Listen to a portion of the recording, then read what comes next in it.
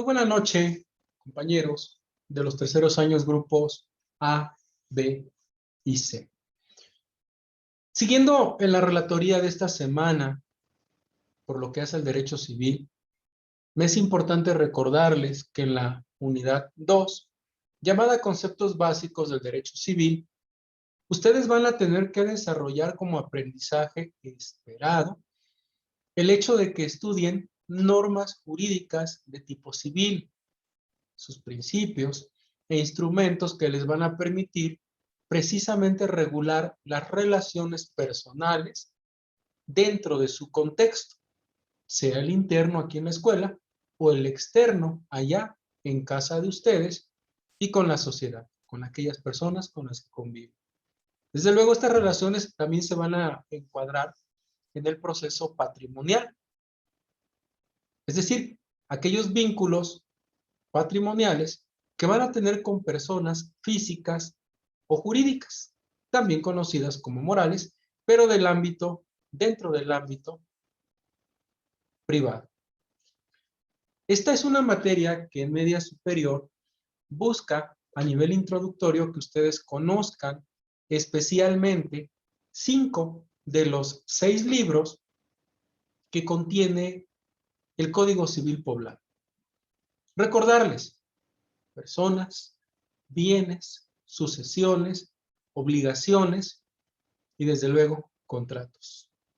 Es muy importante que podamos dividir o redistribuir la concepción de lo que es el derecho real y el derecho personal. Haré un video con relación a ellos para que queden claro este concepto, porque tiene la necesidad de fundar la relación que hay entre personas, bienes, sucesiones, obligaciones y contratos. Los actos jurídicos y los hechos también jurídicos son los promotores de ellos y necesariamente también, como dije, los derechos reales. De esta manera me voy a permitir presentarles a ustedes en 3 láminas el derecho de superficie. Muy importante que ustedes de él reconozcan qué es este derecho. Imaginen ustedes que somos dueños de una propiedad y que ustedes, como propietarios de la misma, dueños, dije, de la propiedad y de la posesión del mismo, desean, en favor de una persona, otorgarle el derecho a que construya un edificio sobre suelo de ustedes o que haga construcciones debajo del suelo de su propiedad. Créanme que es muy importante que ustedes manejen esta circunstancia, porque de acuerdo a lo que estoy narrando, precisamente este derecho que te pueden dar por escrito prescribe, es decir, se extingue cuando tú no has hecho esa construcción en 2 años. También es muy importante que nosotros conozcamos que el dueño del terreno conserva la propiedad del suelo. Obviamente la construcción, toda ella, y el derecho a hacer esa construcción pertenece a aquella persona a la que se le dio el permiso por escrito y preferentemente ante notario público, para efectos de no ratificar el contenido y la firma del material del documento o del cuerpo del escrito de ese documento que esta persona esté constituyendo en favor del otro. Necesariamente, el propietario de una construcción que existe en un terreno o debajo de él puede venderla, pero tiene que hacerlo con el consentimiento del propietario del suelo. El artículo 30 del Código Civil de Puebla marca la preferencia hacia uno o hacia otro. También es importante que yo les diga que mientras subsista el derecho de superficie, es importante que ambas personas tengan en claro que existen 2 derechos de propiedad independientes. En el inciso A, uno es el propietario de las construcciones. A él se le llama superficiario. En el inciso B, la propiedad del terreno es de aquel que ostenta la titularidad de esa propiedad. Es decir, no se van a confundir dos propiedades. El superficiario goza de una servidumbre llamada de apoyo, es decir, de carga, valga la expresión. Necesariamente se crea para otorgar el provecho a la construcción como predio dominante. Desde luego, por lo que hace a los cimientos sobre los que está edificado, en ese terreno, en esa propiedad, la construcción. El derecho de superficie lo podemos constituir a título oneroso. Es decir, cuando te entregan sea dinero o, en su defecto, te den muebles a cambio de este tipo de prestación. De manera gratuita cuando no hay ningún dinero, ningún bien de por medio. Puede ser por actos entre vivos o muertos. Incluso en un testamento, como obligación, como carga o como legado. El derecho de superficie termina cuando el plazo vence. Pero qué importante es que ustedes sepan esto. El propietario del suelo adquiere la propiedad de la construcción, que es lo primero que tienen ustedes que verificar. Ya sería el dueño de esa construcción. Si el título con el cual se constituyó esta prestación tiene como pacto la prestación en favor del superficiario de alguna prestación, obviamente ahí se extingue su derecho y el dueño tiene que cumplir con esa obligación que se impuso, con esa prestación que tiene que hacer en favor de aquel que construyó en su superficie. Es muy importante también que yo les diga que la extinción del derecho de superficie realmente extingue los derechos reales de aquel que tiene la superficie. El dueño del suelo se sustituye, es decir, él será el nuevo dueño cuando éste se termine. Y necesariamente, créanme, ya no habrá derechos reales, sino se transmite de manera total, de manera lisa y de manera llana la propiedad de esa construcción a él cuando el tiempo pase. El derecho de superficie, corrijo, no se extingue por la construcción de aquello que se ha edificado. Y ahora, en ese mismo camino, para mí es importante que ustedes puedan vislumbrar el siguiente apartado. Veremos de manera tangible, de manera correcta, qué es el usucapio, y después de ello iremos al último de los temas que comprenden los derechos reales. Para esto, sí es importante a su servidor decirles que necesariamente el usucapio es una forma en la que nosotros podemos adquirir la propiedad por el paso del tiempo, por tener la posesión de un bien inmueble. Es muy importante también señalarles que los requisitos de la posesión para que sea apta para prescribir, para quedarte con ese bien, serán en primer lugar que tú tengas esa posesión en carácter de dueño, que dispongas de ella como dueño, que sea de manera pacífica, que sea continua, que sea pública. Y en algunas legislaciones del país se habla de que sea cierta y determinada.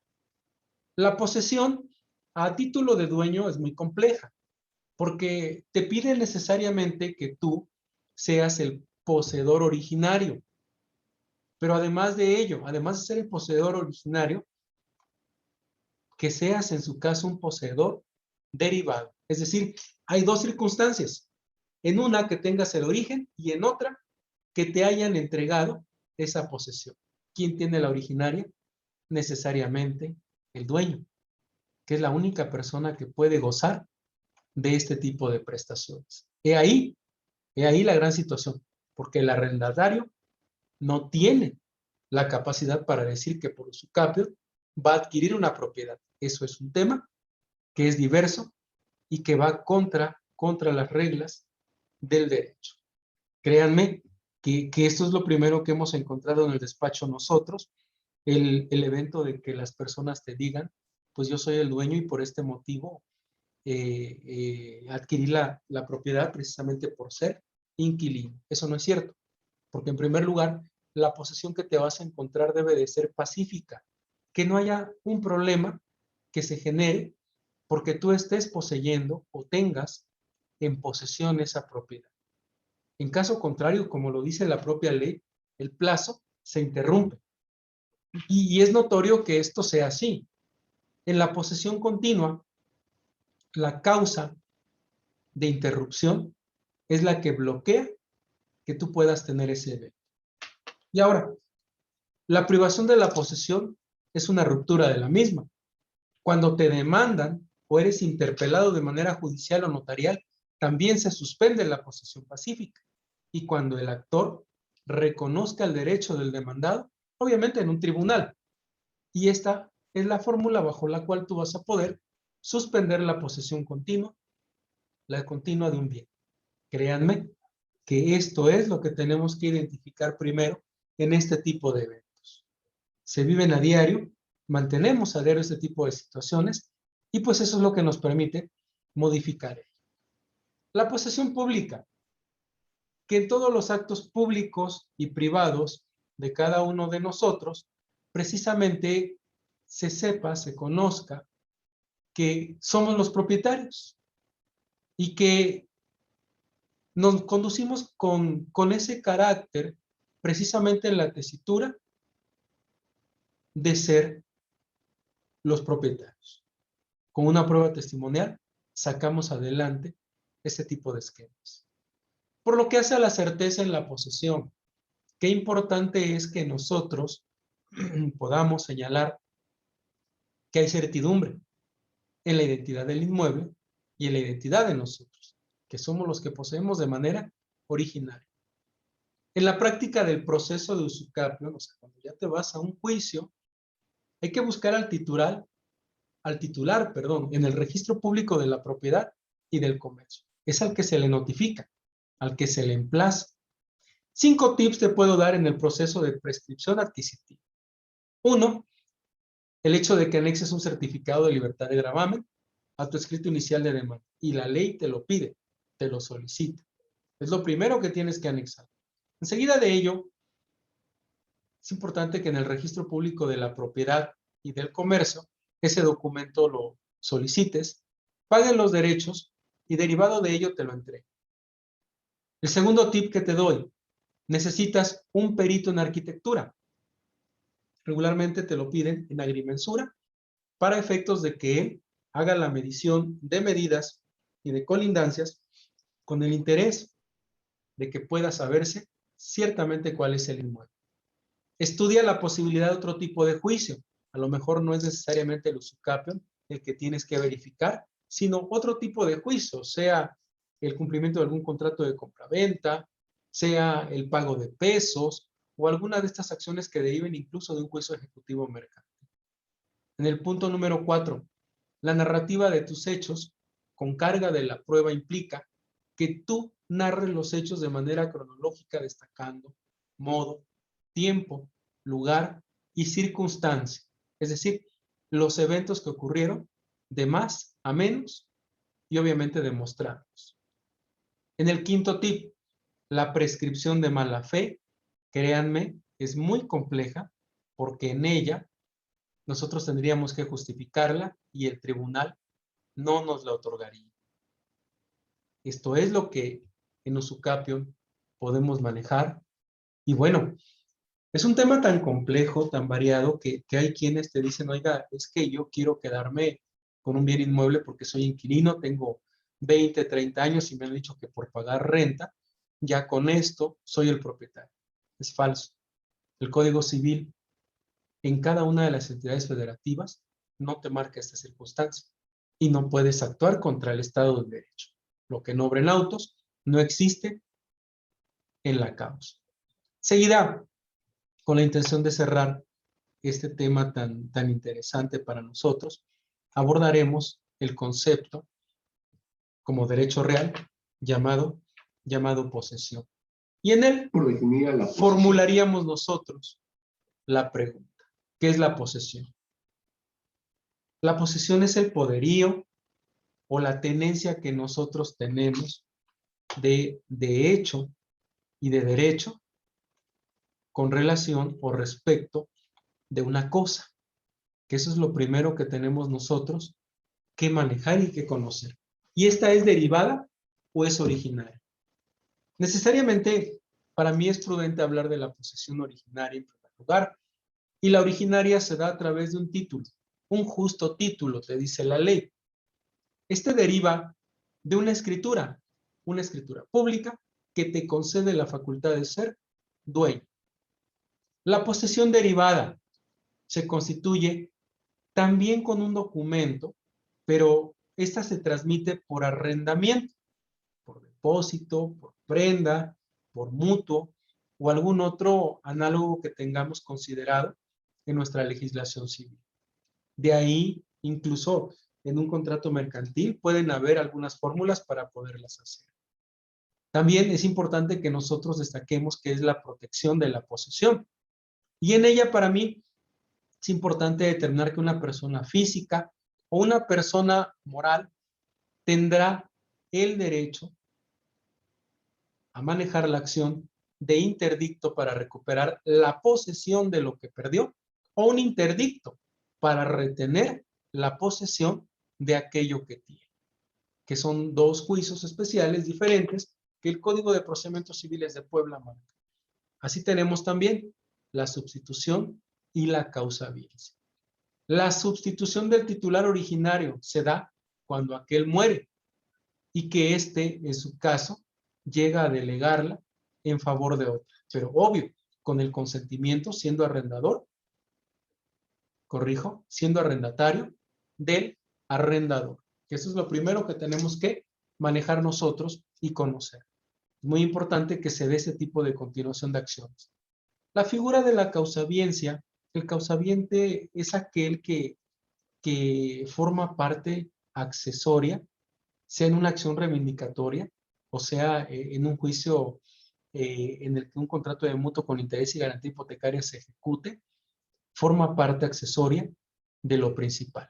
Si pierde el titular de los derechos, él como accesorio también estará perdiendo el procedimiento que esté enunciado en su persona. Es muy importante que ustedes reconozcan este tipo de temas, porque desde luego para nosotros en el Estado de Derecho, sin lugar a dudas, el hablarles a ustedes de lo que son conceptos como la mala fe, como la buena fe, como el justo título, son aspectos que en media superior, que en el bachillerato, les marcan para efectos de quizás tener la noción de defensa en casa o quizás para seguir y estudiar la carrera de abogado. Es algo que he querido plasmar en este video. Voy a elaborarles un tutorial para que en el mismo puedan ustedes cumplir con el producto integrador. Tengan una excelente noche. Muchísimas gracias. Hasta pronto.